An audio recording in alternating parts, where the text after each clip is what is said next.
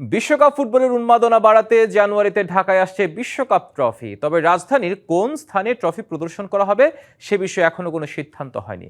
এবারে বিশ্বকাপের ম্যাচ সংখ্যা বাড়ায় বাফুফেও ফিফার কাছ থেকে বেশি টিকিট বরাদ্দ পাবে বলে আশা মার্কেটিং কমিটির চেয়ারম্যান ফাহাদ করিমের। আর আগামী বছর আরও ৫ প্রবাসী ফুটবলারের পাসপোর্ট নিয়ে কাজ করবে বাফুফে।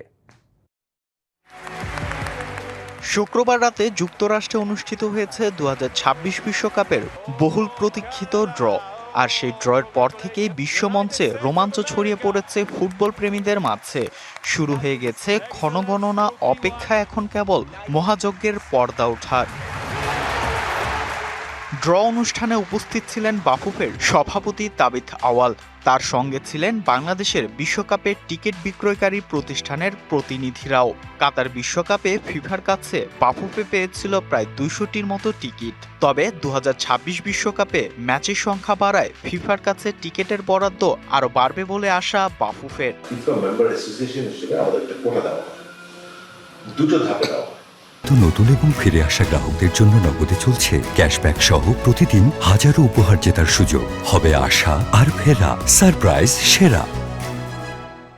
প্রাইমারি একটা কোটা দেয় আমার মনে হয় ১৫০ টিকিট। আমরা অফিসিয়ালি তাদেরকে ইমেল করেছি, আমরা জানিয়েছি যে যেহেতু ফুটবল লাভিং নেশন, আমাদের পপুলেশন অনেক বেশি, আমাদের এখানে ইন্টারেস্ট অনেক বেশি এবং একটা ফুটবলের নতুন একটা পজিটিভ মুভমেন্ট হচ্ছে, যদি স্কোপ থাকে আমাদের কিছু বাড়তি টিকিট দেওয়া যেতে পারে। বিশ্বকাপের উন্মাদনা আরও বাড়িয়ে দিতে ১৪ জানুয়ারি ঢাকায় আসার কথা ফুটবলের সেই মহামূল্যবান ট্রফি।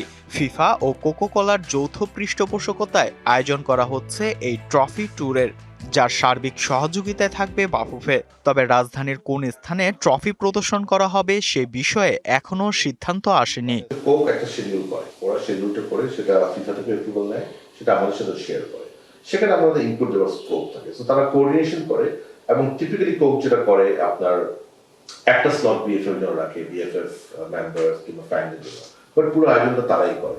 হামজা সমিতদের অংশগ্রহণে দেশের ফুটবলে এসেছে ব্যাপক পরিবর্তন।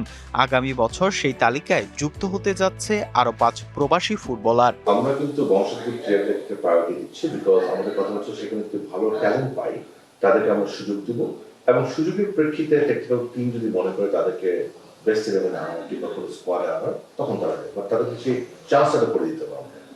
সেই পরিপ্রেক্ষিতেই আমরা ৩জন নর্থ আমেরিকার এবং 2জন আমরা প্রাইমারি কাজ করছি। Fardin Saju, DBC news, Dhaka.